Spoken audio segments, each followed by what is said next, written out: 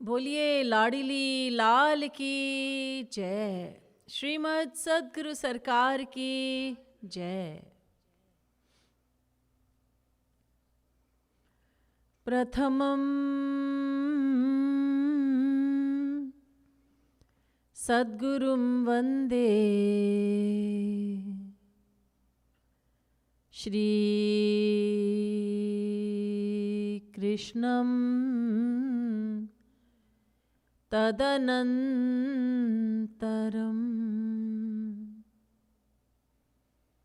गुरुः पापात्मनां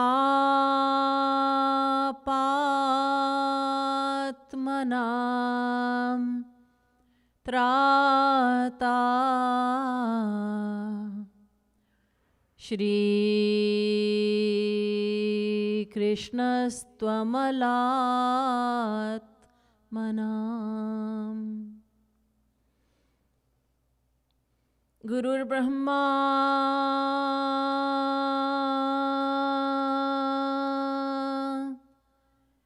गुरुर्विष्णुर्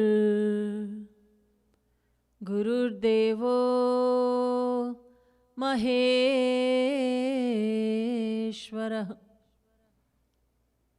गुरुः साक्षात् परब्रह्म तस्मै श्री गुरवे नमः।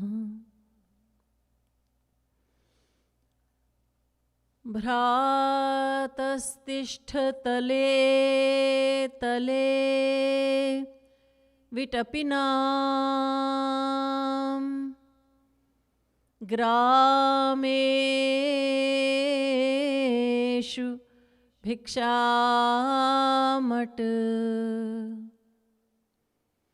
स्वच्छन्दं पिबयामुनं जलमलं चिरैः सुकन्थाङ्कुरु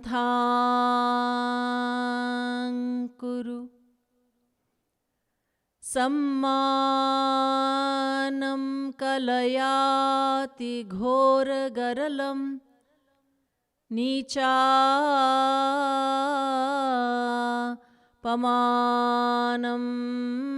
सुधाम्। श्रीराधा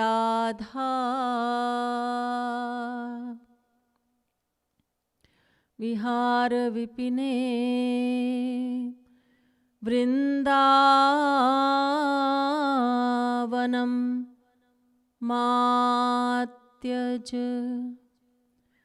श्रीराधा मुरलीधरौ भज सखे वृन्दावनं मात्यज। नमः कमलना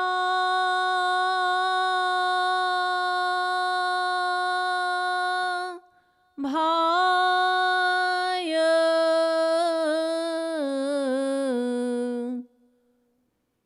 नमः कमल मालिने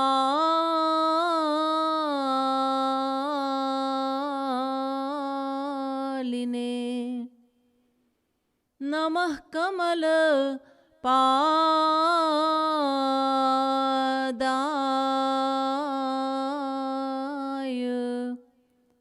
नमस्ते कमलेक्षण। यो ब्रह्माणं विदधाति पूर्वं यो वै वेदांश्च प्रहिणोति तस्मै तग्वंह देवमात्मबुद्धिप्रकाशं मुमुक्षुर्वै शरणमहं प्रपद्ये।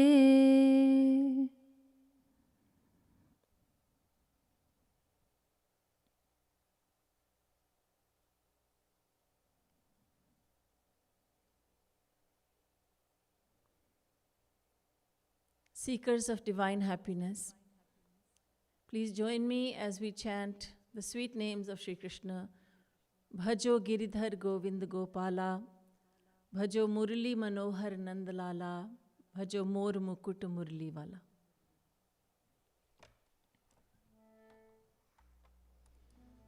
भजो गिरिधर गोविंद गोपाला, भजो गिरिधर गोविंद गोपाला, भजो गिरिधर गिरिधर गोविंद गोपाला, भजो गिरिधर गोविंद गोपाला, भजो गिरिधर गोविंद गोपाला, भजो गिरिधर गोविंद गोपाला, भजो गिरिधर गोविंद गोपाला, भजो गिरिधर गोविंद गोपाला,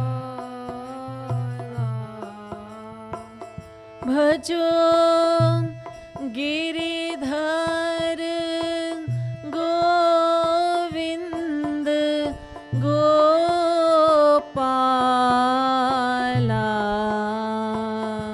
भजो गिरिधर गोविंद गोपाला,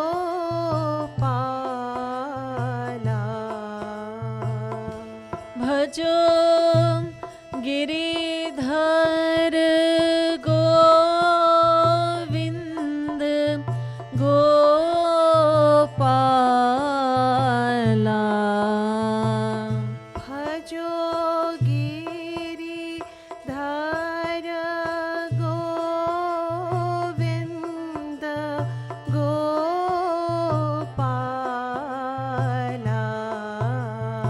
भजो गिरिधर गिरिधर गोविंद गोपाला, भजो गिरिधर गोविंद गोपाला,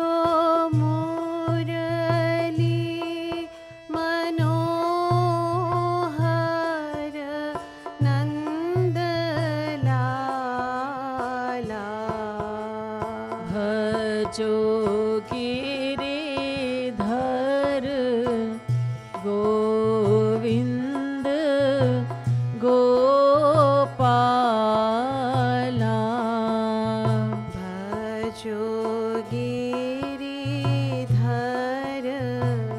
गोविंद गोपाला भजो गिरिधर गोविंद गोपाला भजो गिरिधर गोविंद गोपाला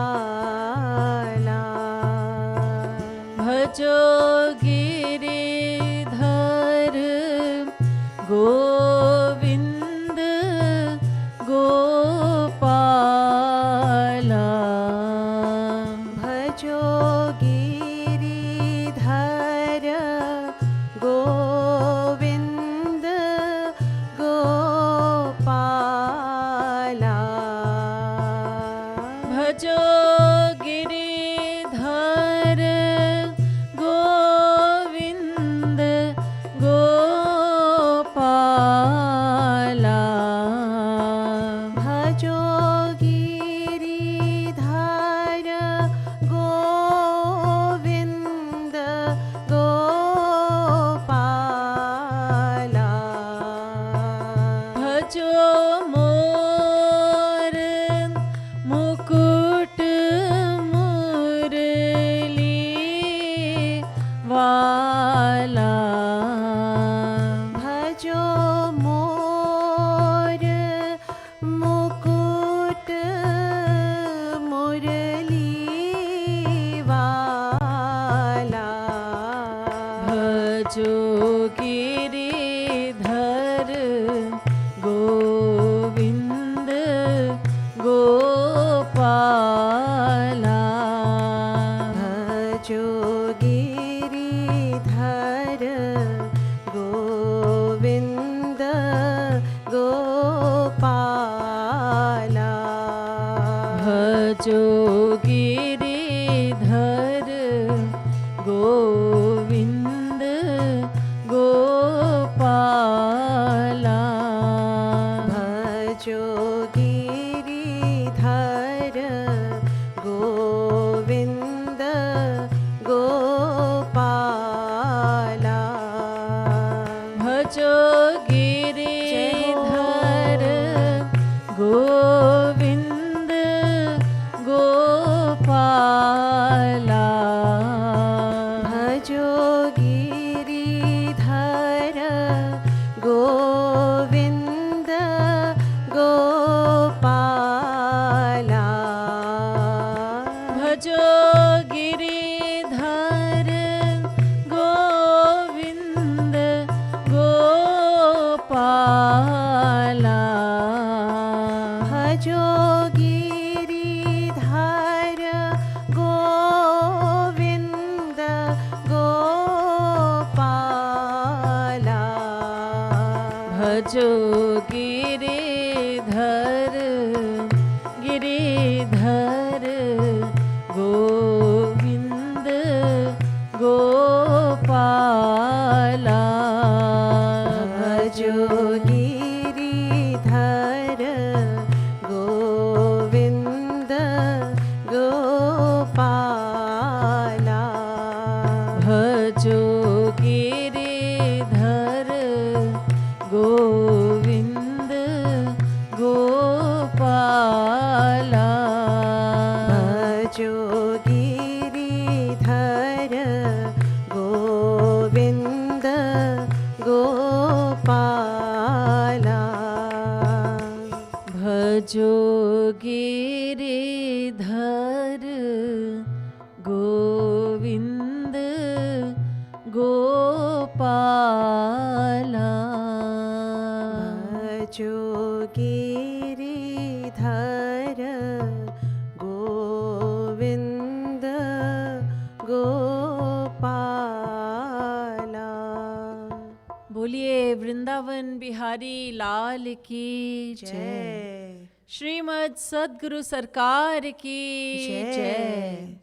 जय जय श्री राधे, जय जय श्री राधे, जय जय Shri Radhe.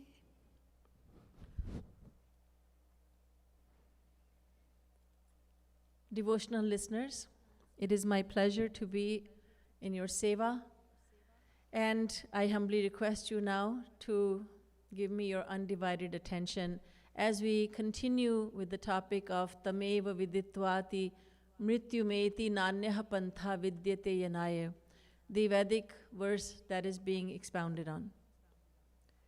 So far we have learned that every living being is an eternal part and parcel of God, who is the embodiment of bliss.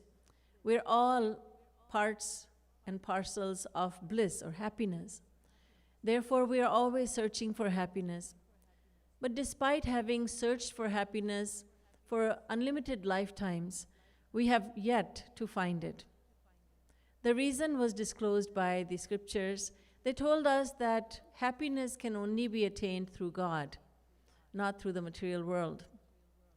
And then we found out that God cannot be known by any other method except for the attainment of His grace. Only through grace can God be known. We wanted to attain His grace, and we found out that we must surrender to Him first. We thought that God seems to be a businessman who sells His grace at a price because He's advertised, perhaps falsely advertised, as being causelessly merciful. If He is causelessly merciful, why does He expect us to do something before giving us His grace? This doubt was cleared very quickly when we found out that surrendering to God means to do nothing. Cessation of all activity is what self-surrender is. And so this means that God truly is causelessly merciful. There are no conditions to be fulfilled in order to attain His grace. All we have to do to get His grace is to do nothing. So we must surrender. We must surrender our mind to Him. But our mind is very much involved with the material world. And for this reason, we took up the topic of the world and found out that there are two worlds in existence, the internal world of our mind and the external world that we see, hear, taste, touch, and smell. The external world is real, whereas the internal world of the mind is unreal. But it's the internal world of the mind that we need to examine very carefully, because it's not the external world that poses problems for us. We think it does, but it doesn't. It is really the internal world that is a real problem for us. We found out when we looked into the internal world of our mind that this internal world is tormented by a great number of diseases, and the most damaging one is desire. This is why all scriptures tell us to limit our desires. Limit your desires, deny your desires. And desire, we found out, is caused by our various attachments. When we are attached to something or someone, we start desiring that something or someone. Why do we have attachments in the world? It's because we continually think that something or someone is going to make us happy, and we form our attachments there. And we have to look for happiness all the time, because we have already discussed this. We are part and parcel of happiness. So it's our nature to look for happiness in life. We cannot do anything but look for happiness. We found out that happiness is not to be found in the world. If there was happiness here, each and every person of the world would be happy with each and every other person of the world, and with every object of the world, in every place, in all places of the world. But we do not find any such object or person that or who makes everyone happy at all times in the same amount. So we saw logically, we have understood through logic, not only through scriptures, but through logic also, and through our practical experience, our personal experience, that the happiness we seek is not in the world. And the unhappiness, we think that maybe the world is full of unhappiness, but unhappiness also, the world is not full of unhappiness either. Because if there was unhappiness here, then everyone would be unhappy at all times, with every person and every object at all times in the same amount. We are not concerned with talking about the fact that there's no unhappiness in the world. We're always looking for happiness, so we will continue with the topic that there is no true happiness in this material world. Now we hear the scriptures telling us, Tasmat dukkhatmakam nasti naiva kinchit sukhatmakam, Vishnu Puran. The world doesn't have happiness or unhappiness to give anyone. But we ask the scriptures, you know that feeling I get from time to time, quite often, that I call happiness, and you say there's no happiness, then if there is no happiness, then what's that feeling I get from time to time that I call happiness? So are you wrong, or is my experience wrong? So the scriptures tell us, and saints explain to us what is in the scriptures.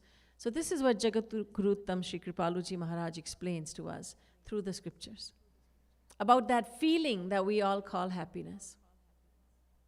He explains that the happiness we feel is not coming from any person or any object of the world. It's coming from our own mind. Manah param karana ma mananti, says the Bhagavad Mahapuran. Meaning, mind is the cause of happiness as well as sorrow and suffering. Mind. So what we are experiencing is not coming from anything or anyone externally. It's coming from our own mind. I'll give you an example. Let's say there's a dog, a stray dog, and it's found a dry bone. The bone is really dry. The dog picks it up in its mouth and starts to chew on it. It's a dried up bone. There's nothing on it. So as the dog chews on the bone causes the dog's throat to bleed. Now, dog's own blood gets on the bone and the dog is chewing the bone, and the foolish dog is thinking, my, this bone is really juicy. I'm really enjoying it. It's wonderful. Foolish dog does not understand. It's not capable of understanding that it's not the bone that's juicy. The foolish dog doesn't understand that it's sucking its own blood, that it's tasting its own blood. The blood is not coming from the bone. Now, it's a dog we're talking about. The dog has very little intelligence. Humans have so much more intelligence, and yet we have not figured this out yet. That the happiness we feel is not coming from mother, father, husband, or wife, or children, or money, or jewelry, or clothes. It's coming from our own mind. I ask you, why is it that the same person who gave you so much happiness 10 years ago is making you miserable right now? The same one. The same person. You used to say, I cannot live without him. Now you are thinking, I can't live with him. What happened? Did the happiness go away? No, it was never there in that person in the first place. The mind thought about it. There's happiness in him. There's happiness in him. And so the mind started experiencing imaginary happiness. Because it was imaginary, it went away. And here we are, humans who have superior intelligence. We are thinking happiness comes from that pair of jeans, that particular brand of jeans, that kind of jewelry, those kind of in-glasses, those sunglasses. Happiness comes from them. Happiness comes from money. Happiness comes from this kind of carpet, Persian carpet. Happiness comes from this outfit. Happiness comes from this dog I have. Foolishly, we are thinking happiness is coming from external sources. It's not. Our mind is just making this up. And I'll give you another example. To explain what this is, the feeling that we call happiness, what is it really?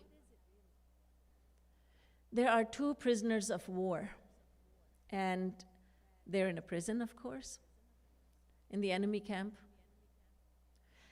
They've been captured, so they're prisoners of war. They're in a prison, and both the prisoners are taken out of their cells, and they are both led into the courtyard. It's a hot summer's day. One of the prisoners is told to sit in the shade of a tree. So that prisoner does what he's told. The other one is instructed to stand in the heat of the sun. Please listen carefully to this brilliant example. Brilliant because Jagadguru Shri Kripaluji Maharaj has given it, and you'll see the brilliance of this example. I'm very, very fond of it. It tells us exactly what that so-called happiness is. So now we have 2 prisoners. One is sitting in the shade of a tree. He's comfortable. He's relaxed. He says, I'm happy. The other one is standing in the heat of the sun. He's feeling miserable. So now, one of the officers comes and he starts beating this prisoner.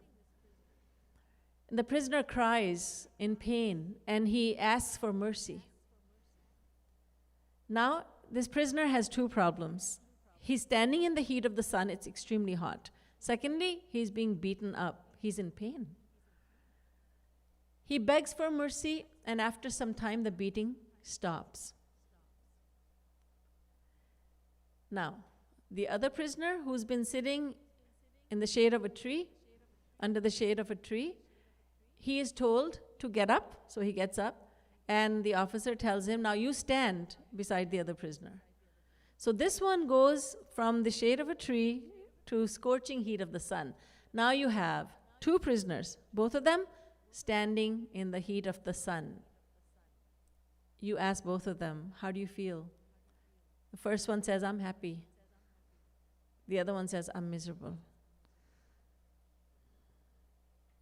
They're standing in the same spot. They're both standing in the heat of the sun. Why is one saying that he's happy?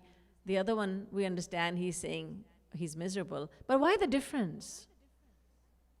It's because the first prisoner had 2 problems. He was in the heat of the sun and he was being beaten up. When one of the problems went away, he said, I have one less problem to deal with, so I'm happy. Whew. He sighs, he heaves a sigh of relief. At least I'm not being beaten up. So he's happy. One of his problems has gone away. The other prisoner is feeling unhappy because he went from a state of very comfortable state to that of discomfort. So he is unhappy. So we see that what we call happiness, now this prisoner, first prisoner is saying, I'm happy. He's happy. He calls that feeling happiness. That's not real happiness, but this is what we all call happiness. We have so many problems in life that when we get relief from some of those problems, or even from one of those problems, we think, oh, thank God, I'm happy. That doesn't mean we have no more problems. We still have lots of problems. But at least one of the problems we have one less problem. Let's say there's a man, he loses his job. And he comes home and he finds out that his wife is ready to leave him.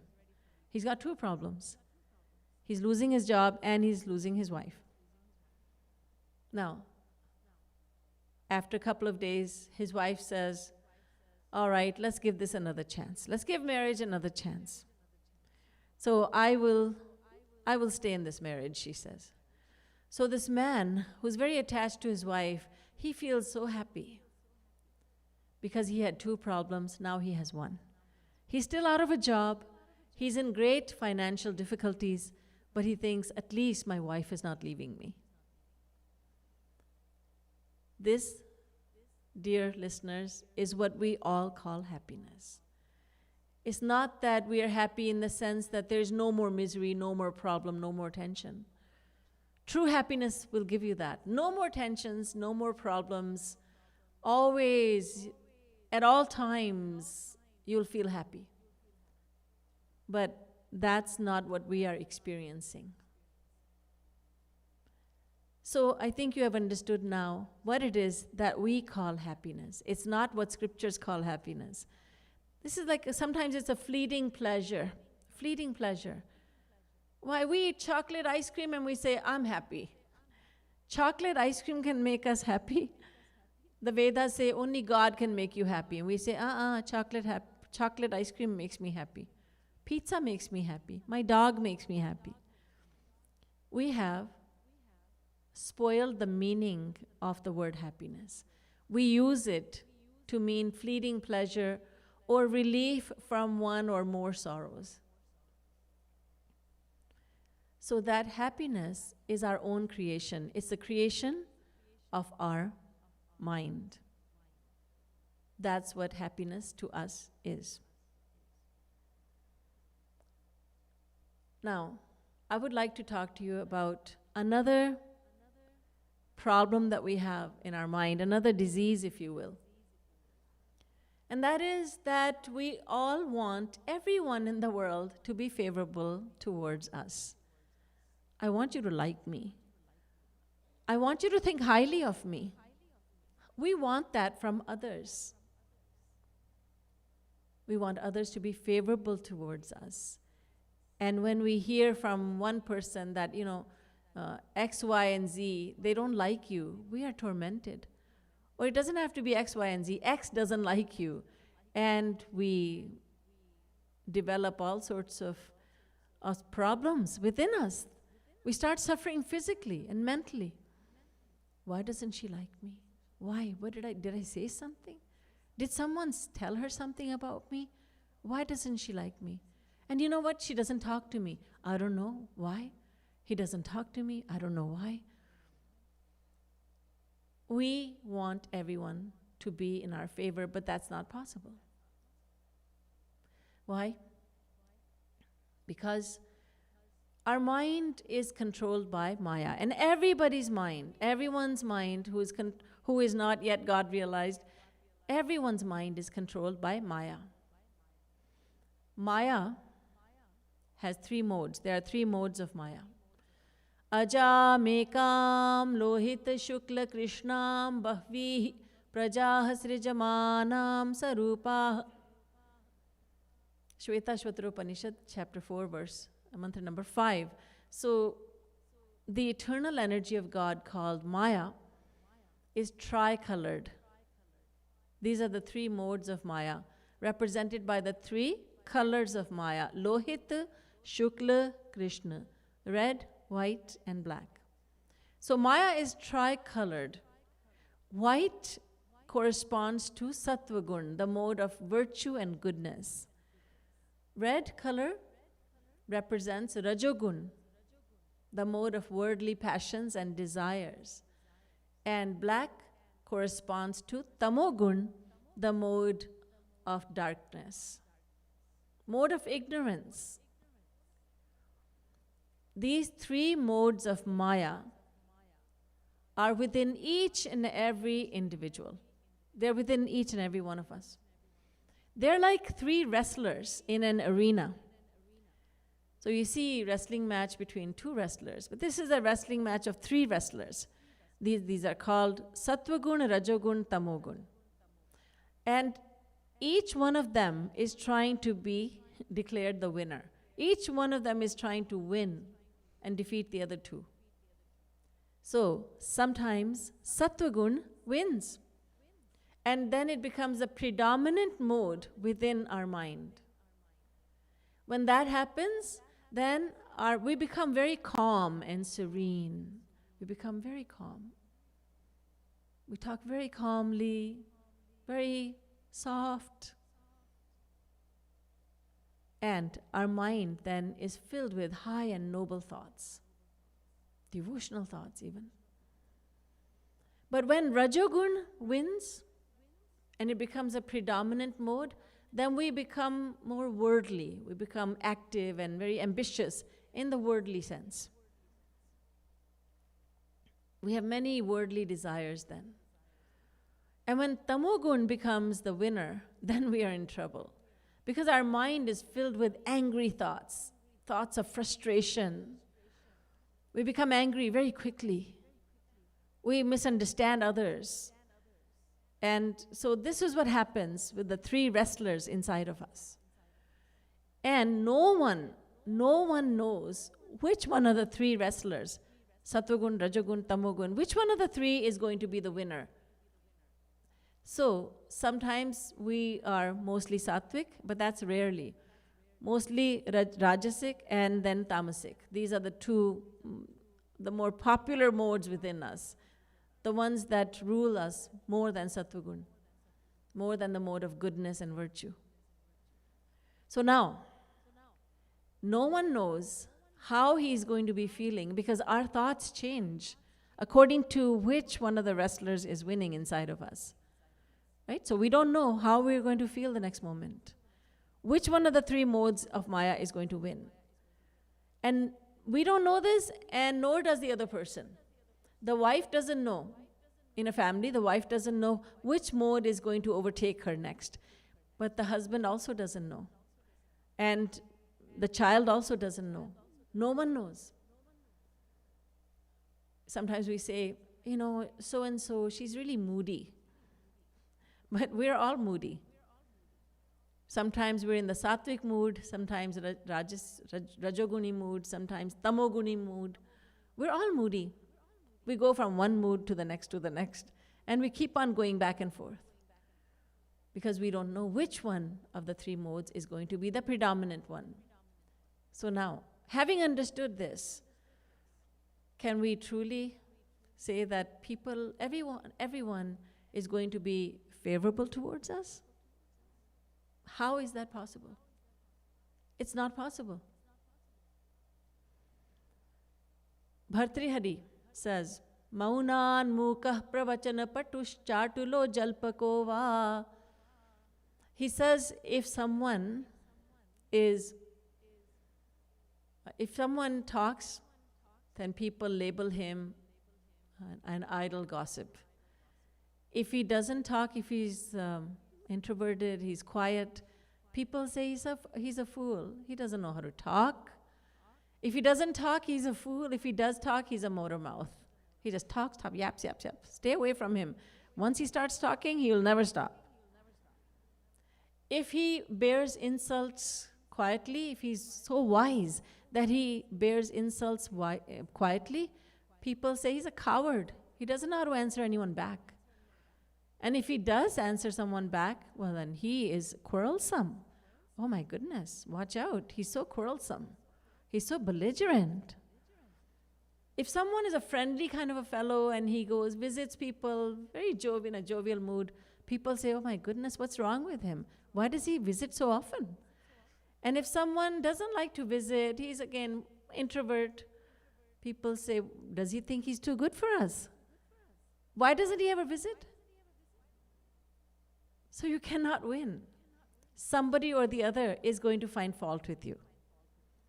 What to speak of mere mortals? We are just mere mortals, but what to speak of us when even saints, the perfect ones, the ones who are followed by God, God says, I walk behind them. Those saints who have no personal agenda, they are criticized and condemned heavily. What has not been said about saints? The worst things have been said about saints. Mirabai was called characterless woman.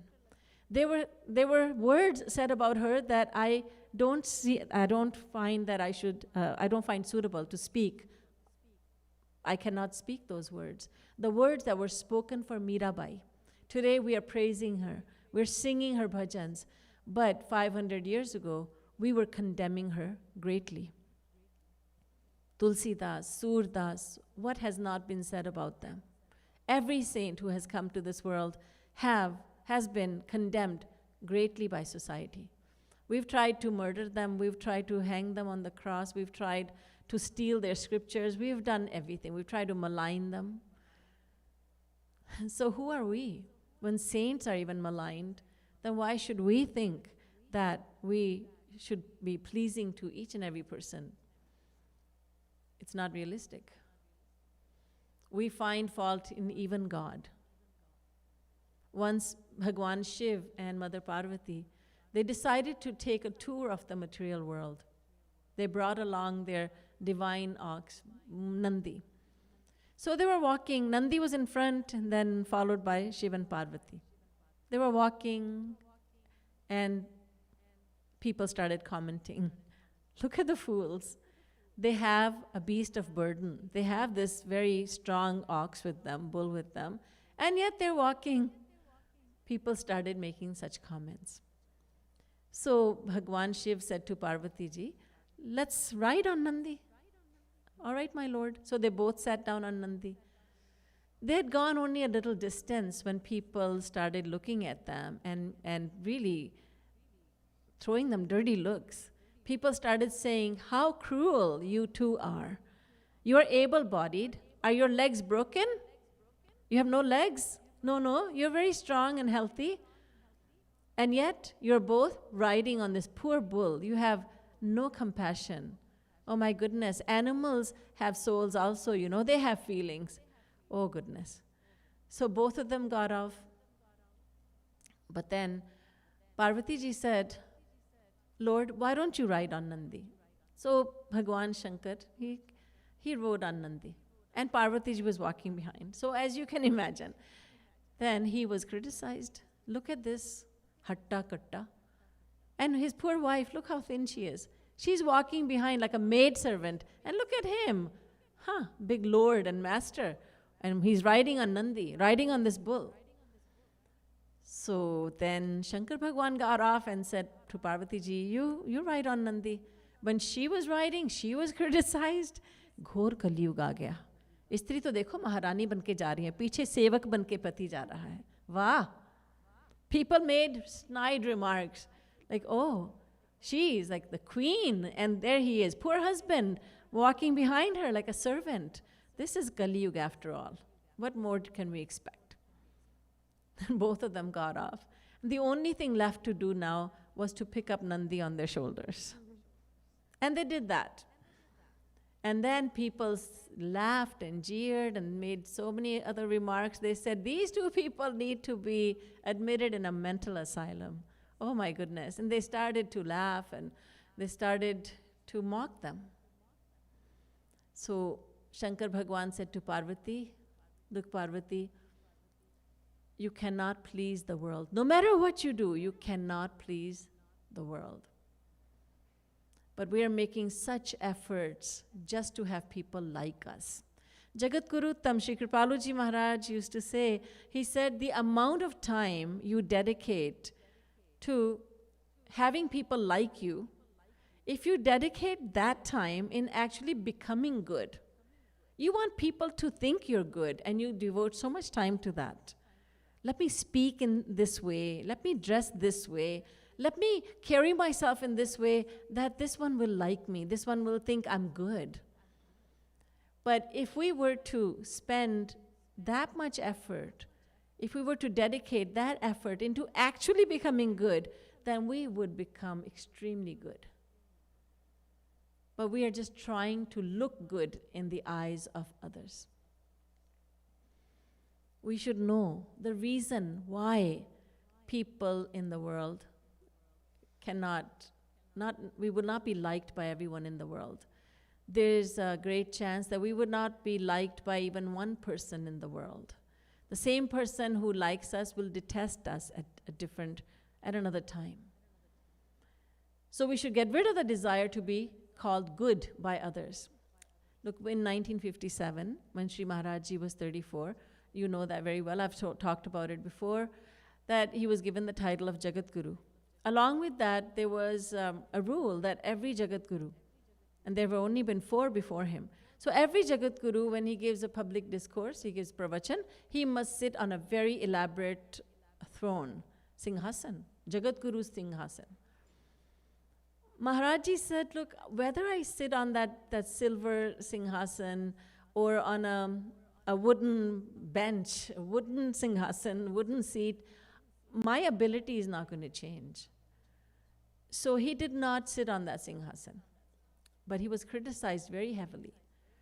Now, mind you, the same scholars, 500 scholars, who gave him the title of not just Jagadguru, but Jagadguru Tam, they are the same ones who created the propaganda against Sri Maharaji. They said, what kind of Jagadguru is this? He's not following the rules of being a Jagadguru. So Sri Maharaji thought, okay, let me put an end to this controversy. And so he sat on the singhasan. He had to get a singhasan made, and then he was sitting on that singhasan made of silver. Now, wherever Sri Maharaji went, and he went to so many places in India giving public discourses, wherever he went, there would be a separate truck carrying the singhasan, carrying this elaborate Jagadguru's throne. So now there were people who criticized him. What kind of Babaji is this? He should be so simple. But look. There's a big singhasan that follows him. Wow. People made snide remarks. So whether he sat on the elaborate singhasan or did not sit on it, he was criticized. But a saint is never fazed by criticism. He knows who he is, and he does not change according to what people say about him.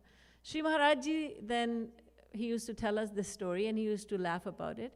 He said when China attacked India in 1962 and took some of the land, then I gave the singhasan to the government, a National Defense Fund, saying that I will not take back this Jagadguru singhasan until China returns the land it has taken from India. And Sri Maharaji would tell us this story, and he would say, I always knew we would never get that land back, so I knew I was rid of that controversial singhasan forever. But people still said, there were still remarks. So they would say, oh, but he has so many devotees, and he could have another singhasan made for himself. It's not a big thing for him. So we see that even Bhagwan and true saints, true lovers of God, they have the same powers as God. They are being criticized. Then we should not think that we should not be criticized. Look, there are two kinds of people in the world, good and bad. And there are two kinds of actions, good and bad. So, if you do something good, the bad ones will criticize you.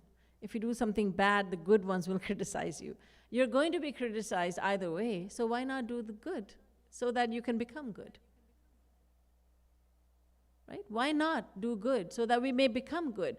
Even if we do good, we are going to be criticized. Keep that in mind. You're still going to be criticized, but do not pay any attention to that. Do good. So at least that you can become good. Another disease of the inner world of the mind is that we expect family members and friends to make us happy.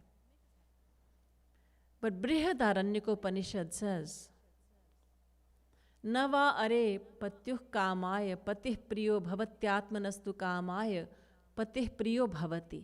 Nava are jaya yai kamaya jaya priya bhavatyatmanastu kamaya jaya priya bhavati. Nava are putranam kamaya putrah priya bhavantyatmanastu kamaya putrah priya bhavanti. Nava are vittasya kamaya vittam priyam bhavatyatmanastu kamaya vittam priyam bhavati. Nava are sarvasya kamaya sarvam priyam bhavatyatmanastu kamaya sarvam priyam bhavati. Atma vare drashtavya shrotavyo mantavyo nididhyasitavyo Maitreyi. Yagyavalkya is instructing his wife Maitreyi. This is Brihadaranyukopanishad 2, 3, 4.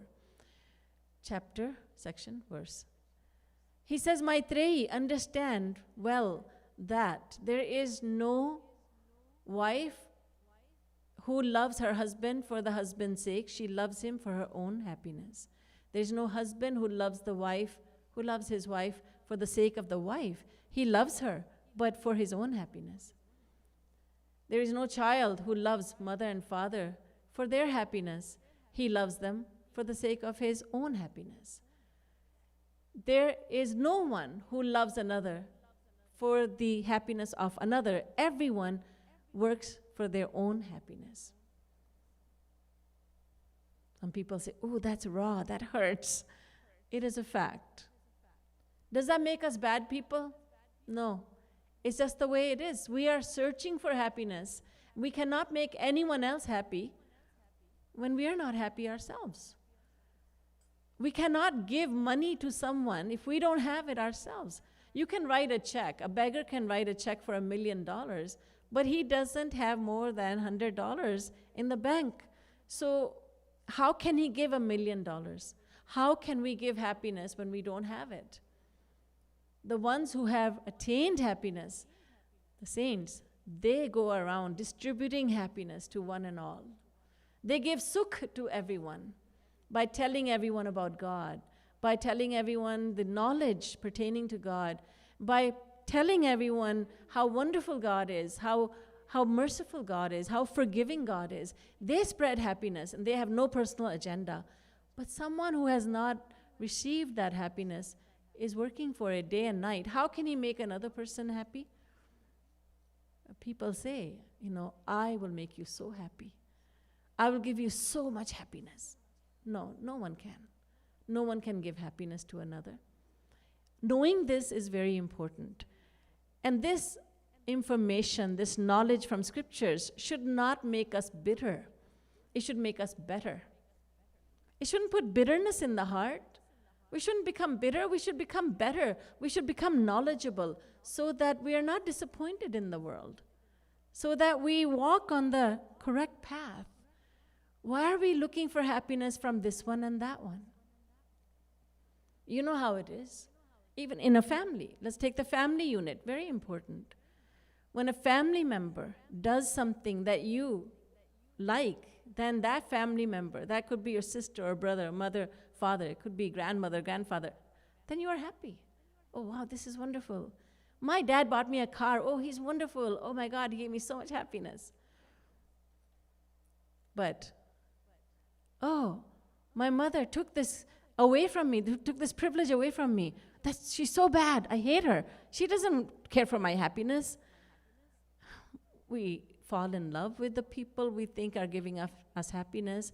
We fall out of love with those who we think are not giving us happiness. Even a little child says to the mother, I hate you. What? Because she's taken the candy away. So taking the candy away is like taking the child's life away. The child says, no, I hate you, mommy. You must give me this. Why did you take my candy away? So when we think that someone is fulfilling our self-motive, fulfilling our self-interest, we start loving that person. Jate kachu nij swarath hoi, ta par mamta kare sab koi. Sur nar muni sab ke yaha riti, swarath lagi karahi sab priti. The Ramayana, Ramcharitmanas, says it very bluntly. Swarath lagi karahi sab priti. Everyone loves another for the fulfillment of his own self-interest. After this lecture is over, think about it tonight. Think about what has been said, because Yagyavalkya says to Maitreyi, listen to what I'm saying. Shrotavyaha. And then think about it again and again. Mantavyaha. Don't just say, I listened to the lecture and that's it. No, think about it, Maitreyi. And then nididhyasitavyaha. Then take a decision and live accordingly. Follow that teaching. Live by it. In other words, don't be disappointed that, oh, this one doesn't love me, or this one disappointed me. Don't have any expectations. So, no one can give us happiness, just like we cannot give happiness to anyone else. All of these misconceptions are in our mind. And misconceptions have very damaging consequences. How can we live successfully as humans if we have all these misconceptions? That happiness is somewhere in this world. It's in some person. I have to find my soulmate, one who loves me, and the one who will just fulfill me. The scriptures say, soulmate, you already have your soulmate. That is Shri Krishna. He is your soulmate. There's no one else out there who can give you happiness. Oh, I want everyone to like me. Get over it, say the scriptures. That's not going to be possible.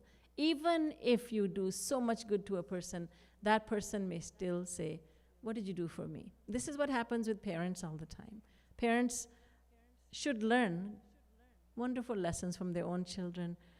When a child talks back to the parent, mother or father, and says, I hate you, you're so selfish, you've never done anything for me. And the mother says, oh my God, I can't believe it. And the child is saying, when the mother says, but I went through so much for you. I made so many sacrifices. So what? I didn't ask you for that. And everybody's mother does that. What did you do that was so special? This is in every household. It's not something that happens rarely in some other country. Ghar ghar ki kahani hai. It's in every house, every family. The same is going on. But we don't learn from that. We don't learn. So scriptures set the record straight for us. Look, don't expect any happiness to come from anyone. Happiness is inside of you. Don't expect that everyone will love you and they would like you even if you do things for them. No. Whatever you want to do, do it without any expectation. Don't do it with some expectation that I will serve my child so that this child will become a support for me in my old age. No. It will not happen. This is Kali Yuga. This is not Satyug. This is Kali Yuga. Have no expectations. So many people say, I'm so pained because I did so much for my family. You know, I brought them to America from India. And yet, they're so thankless. They're so ungrateful.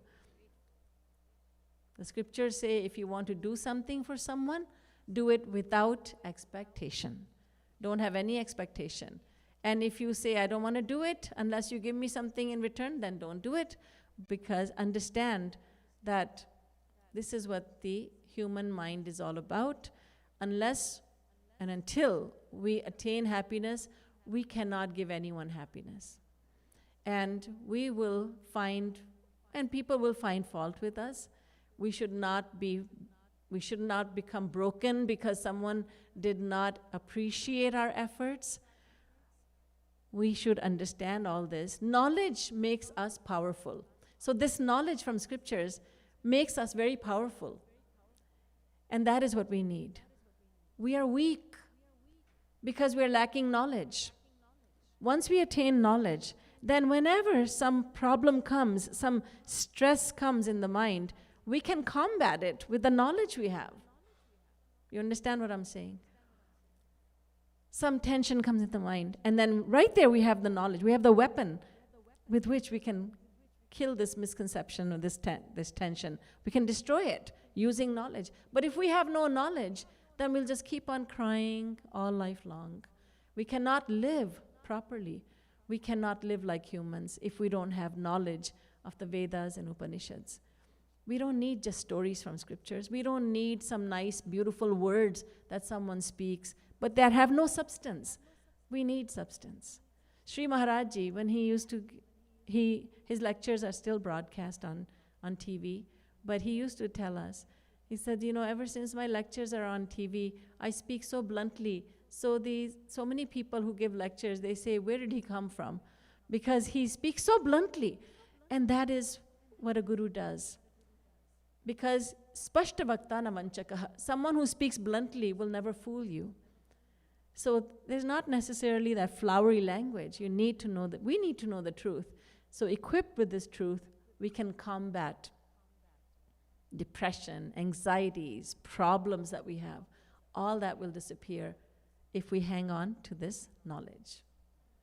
Now, once we understand the nature and reality of the world, our mind then will come away from the world. It will definitely come away from the world. While we live in the world, we will not be under any illusion.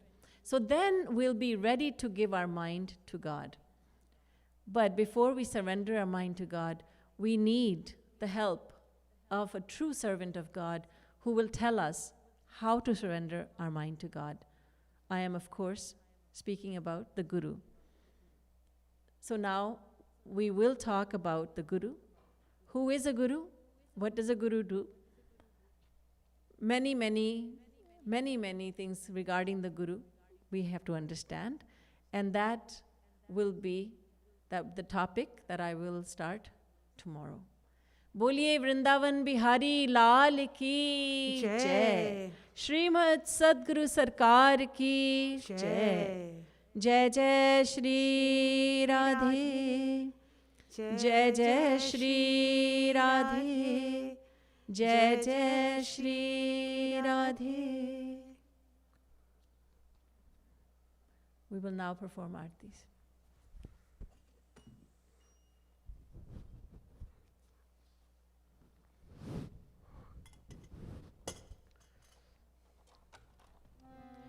आरती प्रीतम प्यारी की बनवारी नथवारी की. आरती प्रीतम प्यारी की बनवारी नथवारी की. दुहुन सिर कनक मुकुट झलके, दुहुन श्रुति कुंडल भल हलके, दुहुन दृग प्रेम सुधा छलके.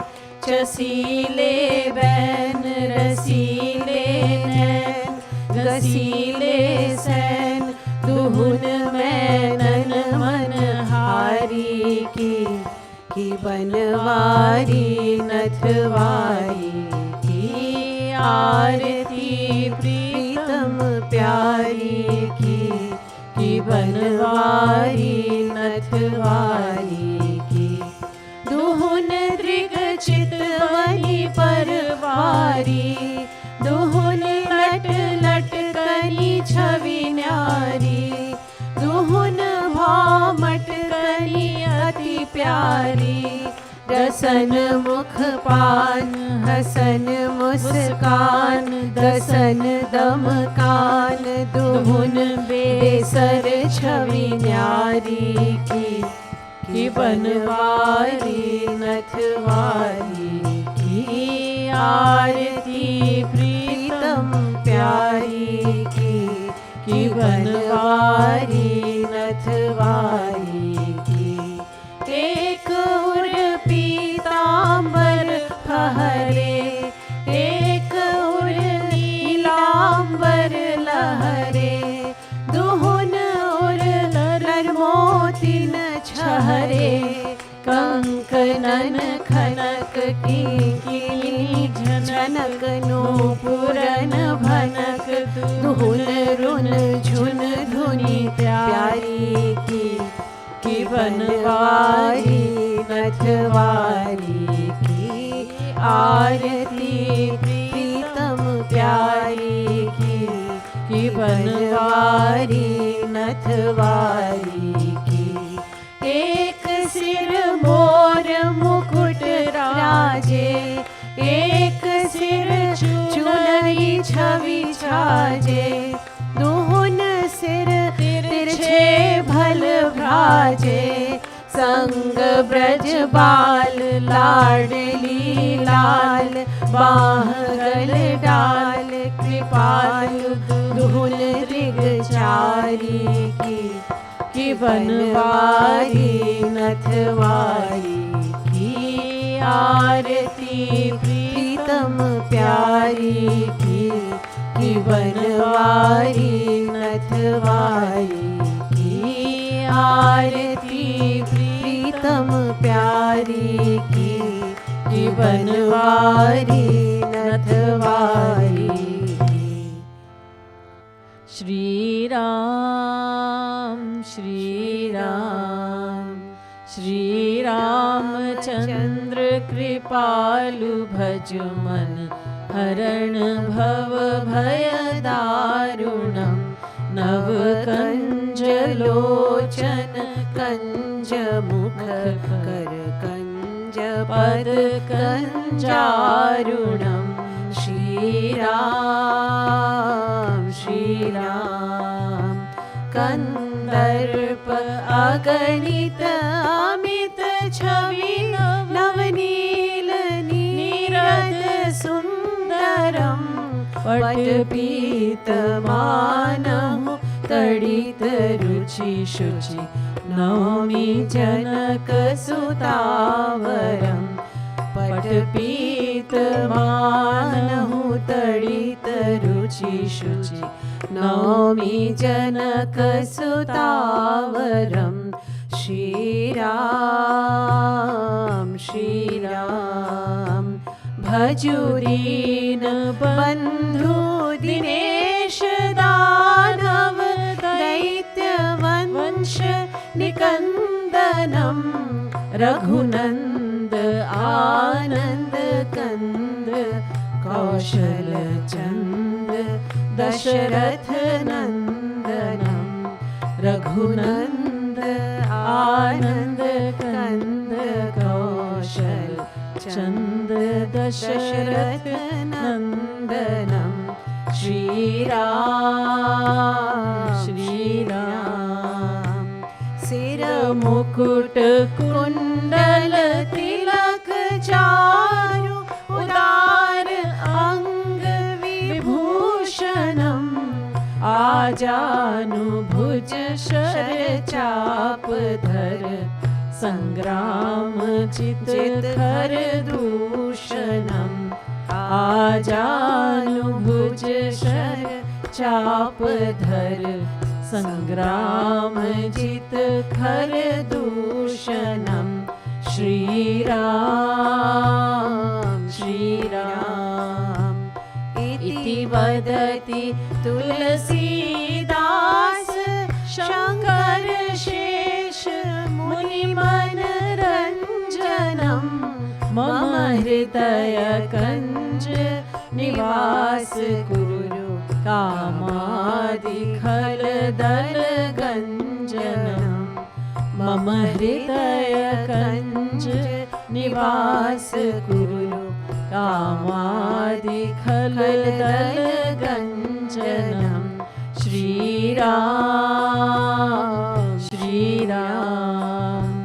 श्री रामचंद्र कृपालु भजु मन हरण भव भय दारुणम् नव कंज लोचन कंज मुख कर कंज पद कंजारुणम् श्री राम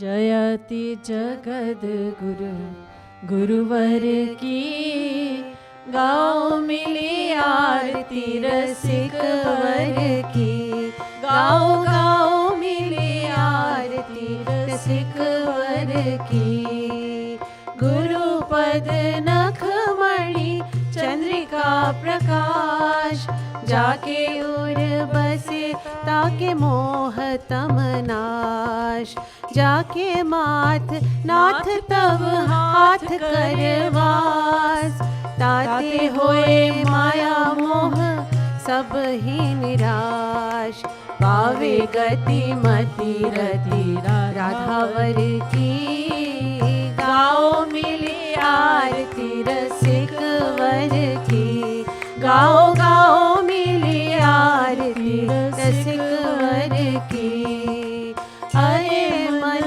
मूढ़ छाड़ो नारी नर हाथ गुरु बिनु ब्रह्म श्याम ना देंगे साथ कोमल कृपालु बड़े कृपा सिंधुनाथ पाके इन्हें आज तू अनाथ हो सनाथ इन्हीं के अधीन कृपा गिरधर की गा गाओ मिली आरती रसिक वर की, गाओ गाओ मिली आरती रसिक वर की।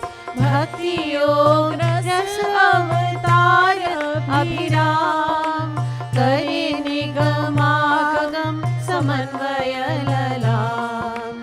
श्यामा श्याम नाम रूप लीला गुणधाम, बाट रहे प्रेम निष्काम बिनु दाम।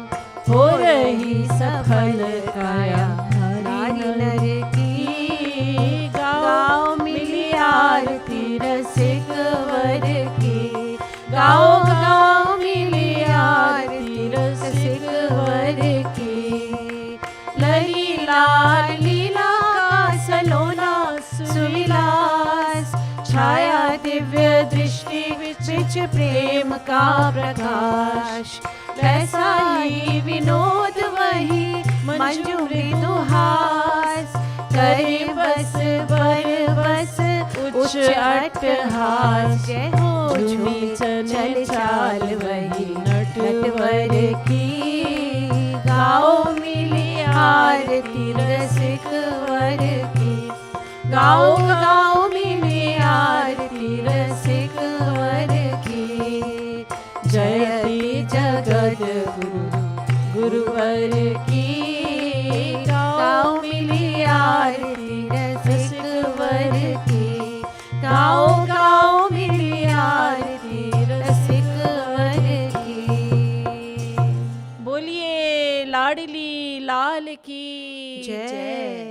सियावर रामचंद्र की जय। पवन सुत हनुमान की जय। जगत गुरु तम श्री कृपालु जी महाराज की जय। जय जय श्री राधे, जय जय श्री राधे, जय